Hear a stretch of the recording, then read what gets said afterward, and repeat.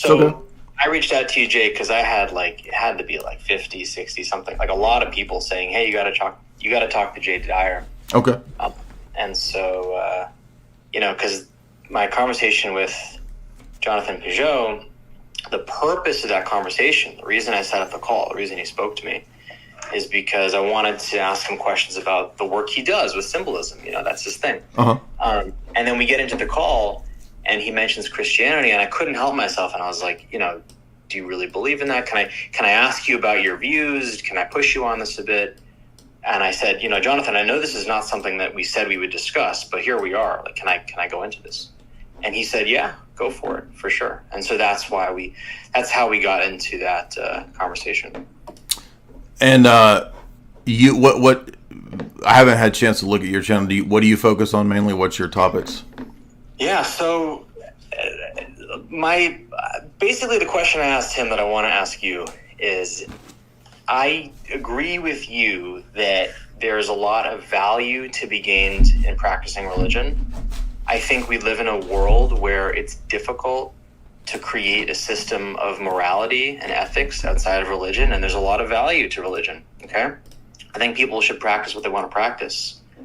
That being said, I still think it's appropriate to say, well, hold on a minute, did the stories of the Bible actually happen? But again, I want to make it extremely clear to the listeners. I'm not saying this is so silly you shouldn't practice religion. I'm saying there's value to religion, and it's a good question to ask, how do you know the stories happened? And I think you can be someone who practices religion or appreciates religion, but doesn't believe in the Bible word for word. So really my question is just, how do you know that the Bible, the stories of the Bible actually happened? Mm-hmm. That's my question. Yeah, it's a fair question. I tend to argue the transcendental argument for God's existence. And so it's kind of it's a logical argument that's prior to logic at all, or the doing of logic, or any knowledge claims at all, because it deals with the preconditions of knowledge. So it's kind of I would agree with you that we're not going to settle the issue of what things are possible or not possible apart from what types of things we think are possible within our worldviews or our paradigms. So ultimately for me, it's kind of a worldview question where we end up saying, well, the only way that I know what's possible is based on some kind of metaphysical assumption from the outset. And in order to go about that, we end up having to do worldview or transcendental argumentation. So that's kind of debating things at a fundamental level. And the challenge is this, that if the Christian God does not exist, then knowledge, metaphysics, and ethics becomes impossible to justify or make sense of. So I usually flip this argument and say that the way that I know is that without that God existing, knowledge in terms of justified true belief wouldn't really even be possible. And so God becomes, for me, in my argument, the necessary grounding for the possibility of knowledge, logic, ethics at all. That's the transcendental argument, and I think it's the strongest one. By the way, I want to. The other thing, I feel like I could have done better in my conversation with Jonathan Peugeot is I want to concede to as many points as I possibly can, because that way I don't detract. I really have one singular point, and I don't want it to get lost. And I feel like with religious debate and conversation, the arguments often get tangled up because there's so many layers of understanding that we can get to with these conversations. So let me concede as much as I can. You're making, so God exists, right? I have no problem with that. Why not? So let's say God is real, and and that explains, I think, whatever you were saying about the ethics or something. So again, let me ask the question: how do you know that the stories of the Bible actually happened? Because of the transcendental argument. That's where I start from. So I don't know if I followed the argument, but I think what your argument is saying is because of some things that we see in the world, I don't know, patterns or something, that therefore the Bible. I'm not following. What's the argument? So the form of the argument is X is a necessary condition of Y therefore X. The argument, in terms of how I explicate it, is that if God didn't exist, then there would be no way to have justified true belief. That is, a way to ground our knowledge in terms of epistemology. And so because we do have knowledge, or we appear to, exchange information and have conversations, and we use language and meaning and numbers and math and all that, then knowledge appears to exist. And so therefore, in order for knowledge to even be possible, requires some kind of ultimate absolute, some kind of ultimate principle, and namely that is the Christian God. So the Christian God does the work of grounding as a kind of, in theology is called divine conceptualism. So meaning, language, all these things are only possible in the sense of justifying their existence and their. Jay, maybe I'm fucking stupid. I'm not understanding this at all, man. Let me try to read it back to you, and then you. So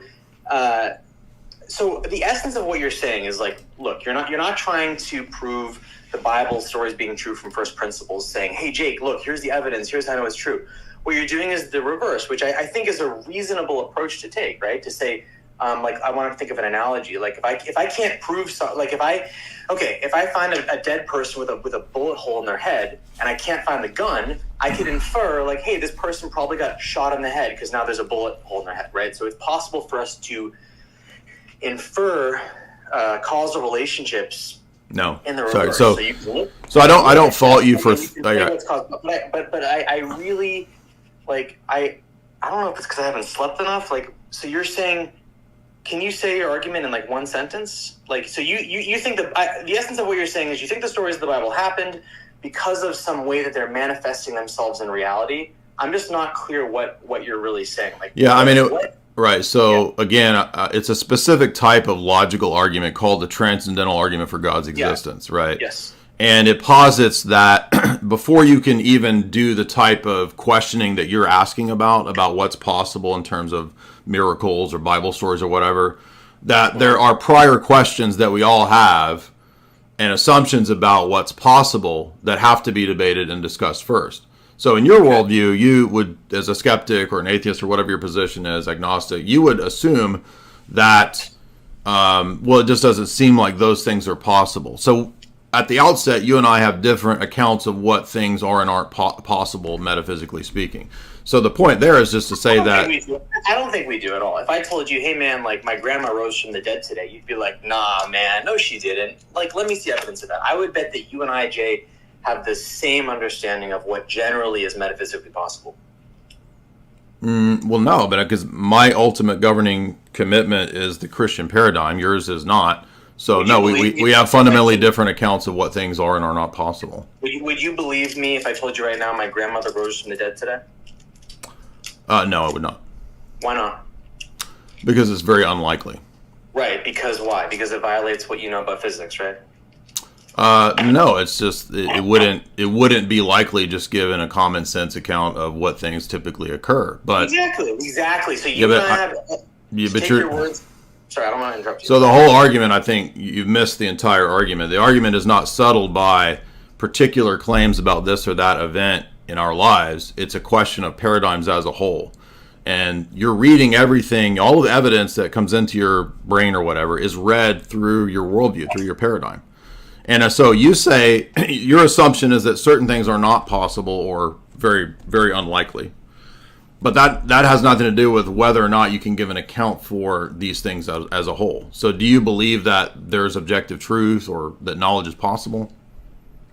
You'd have to define those terms. And by the way, I don't want to, I'm not trying to, I don't want to like outright try to refute what you're saying or try to kind of push you to a corner. I really am genuinely trying to understand. Right. So I mean, we've heard skeptical claims a lot, and I don't have a problem with you bringing forward sort of the skeptical claim or argument, but the point is that this is a much deeper issue than whether or not it's possible for something out of the ordinary to happen. So let's say that your grandmother did appear to, come back or wake up out of the coffin or something like that. I mean, you would probably assume that even if that occurred, it wasn't a miracle. It was some sort of weird phenomenon that we haven't studied or understood yet, or science hasn't given us an answer yet, right? So even if someone rose from the dead, it wouldn't necessarily mean that the supernatural is true, even in your worldview, right? No, I mean, if someone rose from the dead, I would be a believer, man. I would say, wow, that's pretty good evidence that something's going on here. I would, in that instant, I would try to find a religious. Well, don't you think that? So there's a lot of claims of this in the world, right? And most skeptics. Is my mic okay? Can you hear me okay? Yeah, I can hear. It's like good because I got this Shure microphone. I don't know if it's coming. The audio on Twitter Spaces doesn't really give me an option to. You sound great to me. So. Do I? You sound great, yeah. Oh, thanks, man. You should see. Okay. So anyway, so you were saying. No, I mean, there are miracle claims all the time in the world, and most people do not accept them. They most of the time they will say, well, there's probably another explanation for that, and you don't think in the case of your grandmother you would look for another explanation? Yeah. So if I saw it, then I would say, wow, that's pretty remarkable. If I told you my grandmother rose from the dead, hopefully you would not believe me. You would say, dude, I don't believe you. That sounds pretty unlikely. Well, that's precisely why this issue can't be solved on what people's claims are, and it's a exactly. So that's why it goes to the paradigm level. That's the whole point of the transcendental argument. So let's then, I was saying I don't understand the transcendental argument. Let's drill into the transcendental argument. So I'm going to say what I understand about it, and then maybe you can elaborate a bit, and we can have a substantive conversation about this argument itself. So the transcendental argument, as I understand from you, is that we understand the divinity of the Bible or of Christianity based on the causes of that source. So based on what we're seeing. No, it's not the causal argument. We're seeing in reality. So let's just dig into that. So what is it about the world? Right. So the transcendental argument is prior to the teleological argument. Is prior to the causal argument. It's before all of those because it's an argument about the possibility of arguing at all. So it's a meta level argument. Are you familiar with meta level argumentation? I just think it's. I guess. Well, maybe you need to understand it first, because I'm not trying to be rude, but let's understand it first. So, what is your worldview first, by the way? Agnostic? What is my worldview? I don't know. You know what? I actually, on principle, I'm gonna stay away from any of those terms because I don't think they're helpful in this context. In fact, I think they detract from the point. I think a big problem with these religious arguments is you have people like Sam Harris and Jordan Peterson who, because of their own ego primarily, are kind of rambling and trying to intertwine these complex terms. I'm going to use as simple terms as possible and as few words as possible to make my points, because I think that is at the crux of a powerful argument. And I can very concisely describe how I understand reality without the use of any of these more complex theories, right? So what do I believe? I believe we live on planet Earth, and it's round and it orbits the sun. I believe that we have an intact system for discerning truth about history. And what would that be?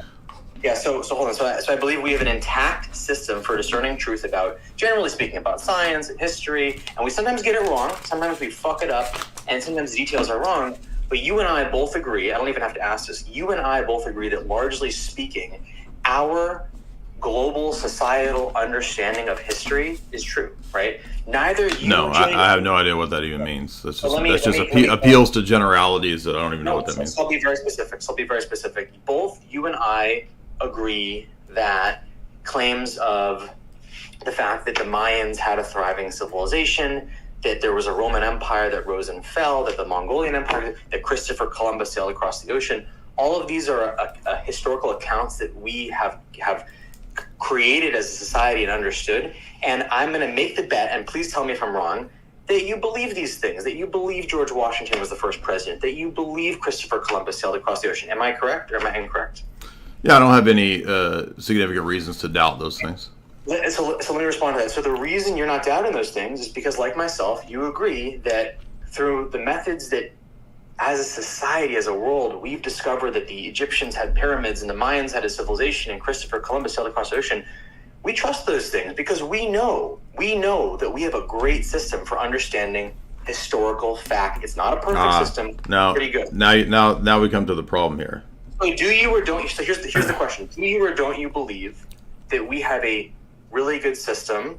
No. So you're confusing. So it would help to take an epistemology class, not being a rude person by saying that, but you can assert the things that are commonly held, But that doesn't tell you that you have the right theory of epistemology or the right theory of knowledge. That's another type of question. So you're confusing the pragmatic account of what most of us believe or what we think by common sense, which is not necessarily wrong, but none of that can tell you whether you have the right theory of knowledge. But I'm asking a very simple question. Do you believe? No, so like, I'll ask in 8 words. You can ask that question, but it's ignoring what I'm raising, which is epistemology and your theory of knowledge. So you can't just keep appealing to to consensus, because at the level of epistemic theory, that's a fallacy. Okay, so I'll grant all that. So here's my question, and it's a yes or no question. And do you, Jay Dyer, think that we meaning, America, society, the world, whatever, do we have a system for discerning historical truth that works? Do we have a system that works? It works for certain things, but it can't tell you the right theory of epistemology. That's the point. I feel like invoking these terms is okay. So in other words, you don't want to go into philosophy because that would be the problem. I want to go into philosophy, but I want you to answer my question. Do you think we have a system? I am answering your question, but it's such a low tier type of question that you're not familiar with what epistemic theory is. Do you know what that is? Yes. What? Do I know what is it? What is your theory of epistemology? Epistemology is. Are you Googling it right now? As the notion of truth in terms of epistemic notions. Did you Google it to read it? I Googled it because I don't. Yeah. Right. So you're not even aware of what the issues are. The question was, what is your theory of knowledge? Not do people believe things through common sense and consensus. Do you understand that consensus is a fallacy? Consensus is a fallacy. Sure. Yeah. That can be a fallacy if everyone just believes one thing. Okay, so your epistemic theory was grounded on a fallacy because you said, well, what we know is what we all know, what America and the world has determined. I'm asking you a question. Do you think that That's a tu quoque. What's that? I don't know what these are. So you don't know what these. So why are you trying to debate these things? You don't know the basic fallacies. And you're pushing back me by asking other questions. So no. The question was about epistemology, and you're asking me another question, which is a tu quoque. So I apologize if I ignored your question. So what? Your question that I heard was you're questioning me about whether I want to know your theory of knowledge, because you said we know. In fact, you said it twice. We know that this is the right approach to how we have knowledge of history. And I'm saying that is not adequate and doesn't work for grounding your epistemology. That's another type of question that you can't just appeal to consensus. Yeah. So I don't know that. So let me try to answer your question, Jay. Have you had a basic philosophy class? I'm not trying to be rude to you, but I can tell that you haven't. I have. You have, but you didn't know what epistemology was. I don't know the definition as you're using. Okay, but you would learn that if you had a philosophy class. I had a degree in this. I just haven't. I just don't think it's relevant to the specific question. Oh, so epistemology is not relevant to the question of debate. Okay. No, sorry, so it's been a while. So the theory of knowledge. Okay, so now I remember what it is. Gotcha. So now I remember what I learned in undergrad about epistemology. I'm with you. It's an ontology, and there's all these terms. I just look, to be honest, I don't think. Right. So you're going to go back to appealing to avoiding the question, right? You're going to go back to appealing to your basic question. What's your question? Your question is, what is epistemology? Is that your question? Wow. No. You said that we have a basic way for discerning truth, and we know. You said it twice. We know, right? And I said, how do you know that that's the right criteria for determining truth? That that's the right epistemic criteria? How do I know? But I don't think you want to be asking that question. And the reason I don't think you want to be asking that question is because if that's a sincere question, then you're calling into question everything we know about reality. You're not even aware of basic philosophy, so. Okay. So if you're going to have a debate, you need to know the basic terms. Mimocrity.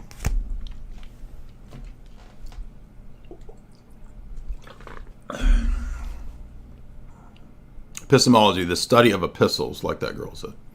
We have a skeptic who would like to discuss tag and epistemology with you. I'm going to let him talk to you if you're okay with that.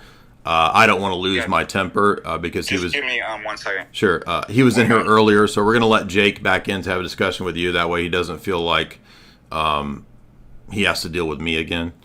And I don't want to come off as mean, because we all know that I'm mean, and I just got to quit being mean. But I don't have a whole lot of patience if we're dealing with people who don't want to address, things that are pretty common in philosophy. So, Jake, if you want to have an interaction with Father Deacon Dr. Ananias, you're welcome to. Hey guys, am I back in? Sure. Hey, thank you. Thanks for letting me back in. By the way, I didn't think you were being mean. I guess I think we might have been talking past each other. I mean, I think I should have framed the question like this. Like, I have a particular question, and this question, in my view, doesn't require us to define and interrogate and kind of debate deeper philosophical definitions. But our response is that it does. Okay. So then I guess, so how about, so I guess I have been ineffective and I have failed at articulating my question in such a way that has gotten a response from you. So I want to try again. And again, my goal is just to get a response. So I want to grant you everything that you want to be granted. I want to accept the definitions as you have stated them for every philosophical term that you might have, and any claim of my own ignorance. So I think that the impasse that we're having is that you think that the questions that I'm asking or the things that I'm saying to you aren't addressing what your challenge is. And my response is that the challenge is more fundamental than the question that you're asking. The challenge is more fundamental. Right. I'm just... my challenge to you is more fundamental. My response is more fundamental than the level of discourse or dispute that you have about historical events and historical claims. Right, and so then if I'm, and by the way, it's possible that the way I'm framing this question is just not acceptable. In which case, I tried and I can chalk up my losses. But I guess here's another question. Let's say you're going for a walk one day, and a 5-year-old walks up to you and he says, "Hey, you're Jay Dyer," and you're like, "Yeah." And the 5-year-old boy is like, "Hey, Jay Dyer, I have a question for you. Do we as a society have a way of ascertaining historical truth? Yes or no?" What would you say to that 5-year-old? Again, if you restate this, it's ignoring the question that we're asking, which is that you're assuming a whole bunch of things that have not been demonstrated yet. Because the way that the question... I'm a 5-year-old, I'm asking a question. No, this doesn't work. Again, you don't understand why this doesn't work. But I mean, I'm not trying to be rude to you, but like, there's a reason why philosophy progresses in the direction that it does, and certain things happen the way that they do. It's not something that's divorced from life and reality. Yeah. And so I'll do whatever it takes, man. I will do whatever it takes to get you to answer my question. Like, what do I have to do? What do I have to answer? I'm not really even understanding. How do I get you to answer his question is, let me see if I restate it. The question is that if we have a reliable way to go about... Do we have a reliable way? That's my question. Again, you don't understand the question, the response. Because it's a paradigm level question, you can't just respond with the way that many people operate as if that addresses the paradigm level question. Does that make sense or no? I'll answer really easy. Be mean to me. Tell me what I need to do. I will do anything, man. Well, I'll tell you. Whatever I need to do. Just answer my question. How do I get you? What can I say to get you to answer my question? I'll answer answer more definitions? Like, what do I do? I'll answer it. Yeah. People do have a reliable way. I argue this in my paper. At a first order, people can know things, and there's methodologies, there's normative principles. The difference is that person at the first order in an autonomous way doesn't know that. They don't know if that's reliable. Okay. So that's why it pushes up to a second order question is... Only Orthodox paradigm can actually, from a privileged epistemic point of view, say, yeah, that's a reliable historical mode. That child can know that. That's correct. That person knows. So apart from the Orthodox paradigm, people don't know that they have a reliable method. Does that make sense? So Father Ananias, and by the way, I'd love to speak with you sometime. A lot of my viewers so I did this, what became a debate. It was an accidental impromptu debate with Jonathan Peugeot, during which I was very apologetic. I really didn't want to progress it, but we did, and I thought it was interesting. So a lot of my guests, my viewers of that debate wanted me to talk to both you, Jay Dyer, and you, Father Ananias. So if we can, I'm going to reach out to you. Hope we can connect. So, Father Ananias, my question is, do you, Father Ananias, believe that we as a society have an accurate or effective way for discerning or ascertaining historical truth? yes, I absolutely do believe. Awesome. Great. Thank you. Okay, my next question is, given that you do believe that we as a society have a way of ascertaining historical truth, and by the way, one of the amazing products of that ability to discern truth is, history textbooks, okay? So here's my question to Father Ananias. Because you believe in the system that we have for ascertaining historical truth, which has resulted in products like history textbooks, my question to you is, why are the stories of the Bible not in history textbooks? Why are they not in the history textbooks? Yes, that's my question. When do you think the first textbook was? Do you really want to? So let me ask you. The first textbook was after a lot of history that's recorded in the textbooks, right? We were able. The first textbook is after the history in the textbooks. Oh, yeah, big time. Do you think that the Mayan civilization had history textbooks? Dude, come on. I asked you a question. When were the first textbooks? When were the first textbooks? I don't know. I don't know the answer to that question. So wait a minute. Your question is premised on that history textbooks should and ought to have the biblical stories in them if they're going to be reliable, but you don't know when the first textbooks were written. It depends what you mean by textbook. So what do you mean by textbook? This is your argument, dude. You have a really interesting way of Okay, here we go. So you have a low tier. You have it's like a kindergarten level epistemology, and when we reply with the nuance that's necessary for these questions, you act like we're short. Question. I'm saying I don't know, and you're saying that your argument's bullshit. I'll respond. Well, you ought to know if that's what your argument's based on. By the way, it's not. It isn't. It's irrelevant when the first history textbook. So we ought to go by history textbooks. Who cares when they and where they come from? Why don't they have the Bible? The first history textbook was in 1482. There's your. Did you just Google that, like you Googled it earlier? This isn't. So you debate with Google. I don't understand what this has to do with the reliability of the scriptures, which themselves are historical accounts. I could answer and be like, I don't know. I could speculate, and I could give you answers. Why aren't they recorded in history books? But it has nothing. This has nothing to do with whether it's true or false. Exactly. Whether it's true or false or reliable. I'm asking, why is it on the history textbook? That's what I'm asking. But that's irrelevant to whether it's true or false. You don't. Actually, I'm not going to answer it. I can't, and I'm not going to, because I think it's going to drive you to a more important point. I'll say I don't know. How about that? I don't know this. I want to get into something, Father Ananias, and There's lots of things we don't know, but do you see how that then leads to that question? But it's irrelevant whether that's a reliable method. But you already agreed it's a reliable method, because I asked you, do you believe we have a method? Yeah, but we want to know. Yeah, because of the historical text. Yeah, right. We want to know, though, why you think it's a reliable method, because your argument is assuming that, right? Well, Father Ananias already said it is. So no. I want to know why you think it is. And you do too, by the way. I want to know why you think it is. For the same reasons that you do. That's why I do. No, my reasons are ultimately theistic. I want to know why you think that's a reliable method. What's the criteria that we're supposed to go by here? So the criteria, and this is a longer, more complicated answer, but the bigger point is that we have two options, all of us on this call. We either believe that, the earth is round, that science is real, and that the Roman Empire appeals to irrelevance. That has nothing to do with it. I can tell you the system of methods that were used to determine, for example, that the Roman Empire existed. So let's go back to the point that we had when you were first on, which is that you don't understand the question that's being asked to you when you posit that. So you assert that as your method and your criteria, and then I ask you why we ought to think that that's the correct criteria, and you had, and the last time that you came on. the last time you came on, you didn't want to answer that. You had to look it up. I'm the guest. I'm the one asking the question. No, it doesn't work like that. No, it's a debate. A debate's back and forth.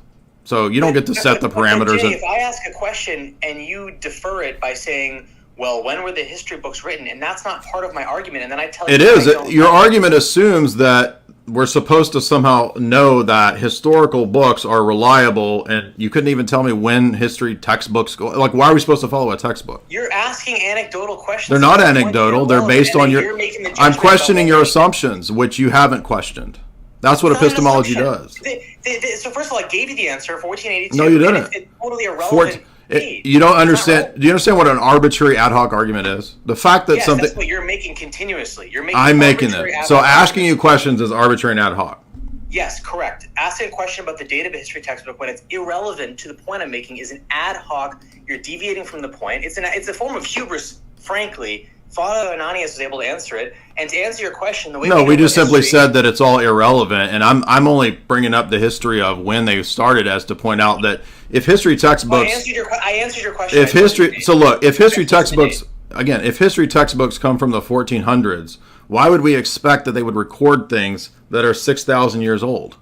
Because they did. They recorded things like the Mayan civilization and the Roman Empire, which were years and years old. Again, but none of this has anything to do with whether it's true or false. That's the stupidity of this whole debate, is that you don't understand the epistemic issue. Father Ananias already said that he agrees we have an accepted method. But that doesn't tell us about what we ought to believe. So the fact that people... Take it up with him, because he disagrees with I don't care what... Listen, the fact that... I don't disagree. Jay's right on this. Yeah, the fact that people agree... You have no justification for what's an accepted method.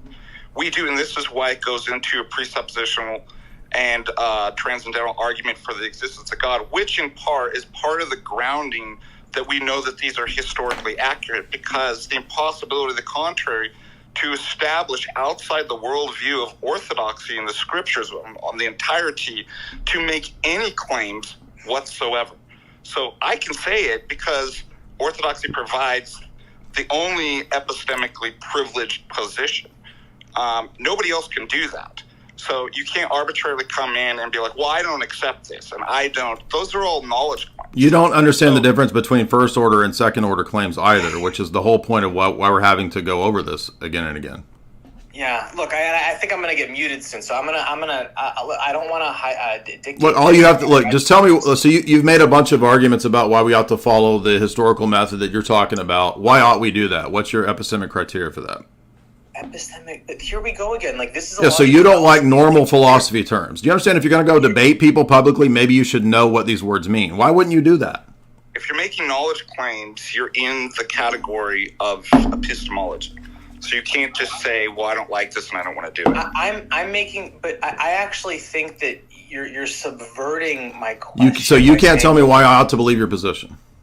I can tell you why I ought to believe my position. So, by the way, for those listening... No, don't change it. Tell me why we ought to believe your position. Okay, so let me express what my position is, because I don't think it's clear. No, we don't. We've heard it 5 times, dude. Why ought we believe your historical account? Your historical method. Because every single person, including yourself, believes that we have a way of ascertaining historical truth. That's just why, so that doesn't tell me that I ought to believe it. Even if everybody in the world does accept it, that doesn't tell me that I ought to believe it. That's a fallacy. I'm making a point about ought to. I'm making a point about how do we live our lives. What's the none of those. Those are all non sequiturs. The fact. I mean, that's relativistic. Fine. You want data? Historical records. 5 things: historical records, archaeological evidence, coinage, literature, and those are all assertions of facts, and I asked why we ought to believe that method.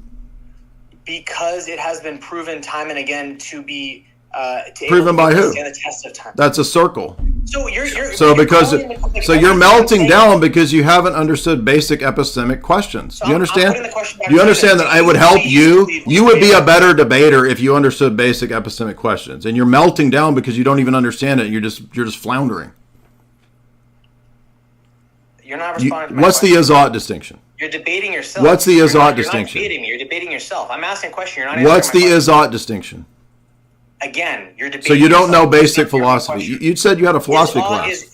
But you are bringing my question into your No. paradigm. Again, no, we're not. I'm asking your account of why I ought to believe it, and you haven't given me a good argument. By the way, this is a patronizing way of talking. Oh, here we go. Now here comes the ad hominems and the complaints and the whining. You're not a victim. You came on here to debate. Tell me why I ought to believe your position. What's the difference between is ought? So is what is in reality. Ought Right. is more of a statement about what we should do. Okay, why ought I believe your position? Correct. Why ought you should believe my position? There's many reasons. We have found that using historical records, archaeological evidence. We have found. Who? That's a universal claim. That's just an assertion. Every historian Every in the world. historian. Universal claim. Are you serious or are you trolling? Come on. No, it's a fact. It's a fact. So I can just assert. Do you understand in a debate how bad that is? What you just said, how dumb that is? It's a fact. Like, I don't know what else to say. Okay, so you can just assert things in a debate as facts and universal claims. It is a fact. It's a fact. Like, there are certain claims that are facts, man. I don't know what to tell you. Your claim wasn't even a fact. It's dumb. You said all historians assert your position. No. I'm telling you facts. Like, I don't know what else to say. You just melted down. The whole chat's laughing at you, dude. You realize that? Wait, let them laugh at me. It's a fact. All right, you're a troll. This is ridiculous. Then mute me. And don't. Goodbye. Gladly. We now know that all the facts of all the historians assert my positions everywhere in the world. They say what I say, and it's just a fact. It is the case that it's a fact, and I know that because it's a fact. Literally, T-Jump. Like actually T-Jump's better than that guy. I will give T-Jump better.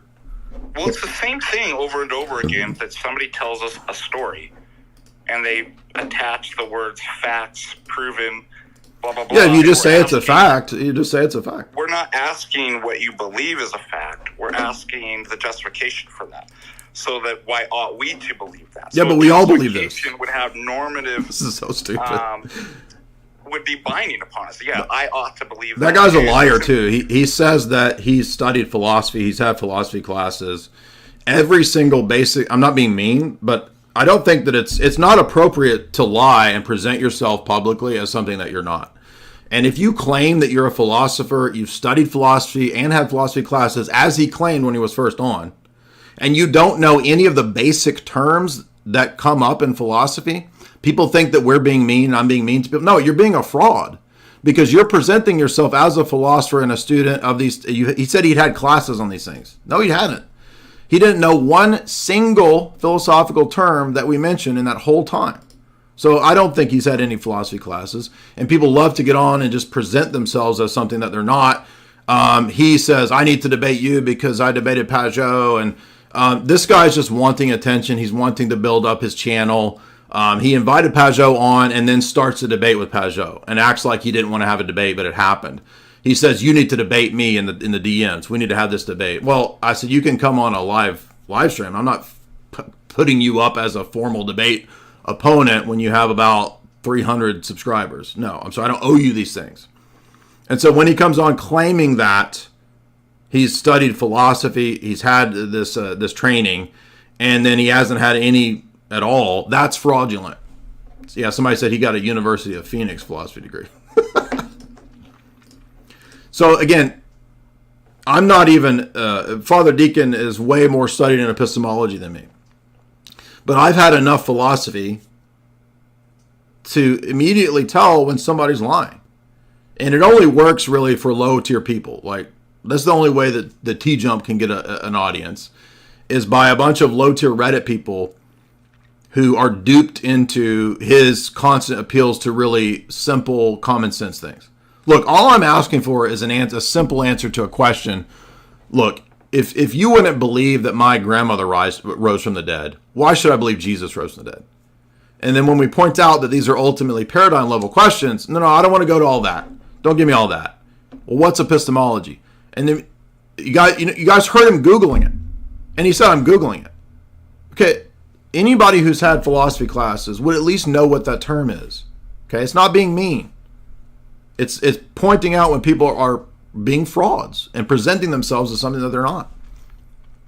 By the way, notice too, because I remember when we were in dialogue, we'd get tons of skeptics. come into Russ Mannion's thing, and these issues about historicity of Scripture would constantly come up. And notice he was saying, well, these things were recorded by the Aztecs or something like that. Well, they were recorded in Scripture. Well, no, those don't count. Now you need extra stuff, right? And so that's why it moved it to the question of the second order. Well, who determines you need now extra stuff? First of all, you're not even being consistent, because nothing would pass. Yeah, it's just arbitrary. Yeah. Well, the Christians don't count as eyewitness because they're Christians. You have to have this atheist, or, well, if they were witnesses and recorded, they would have been Christian if they saw the resurrection. So it's just all these arbitrary qualifications of what counts as something historically reliable. I mean, we literally heard him Google and look up what epistemology was and read it out loud. And I said, "Are you Googling it?" And he said, "Yeah, I'm Googling it." I said, "But you said you've had philosophy classes." "Yeah, I have." "But you don't know what the word epistemology means?" I mean, come on, dude.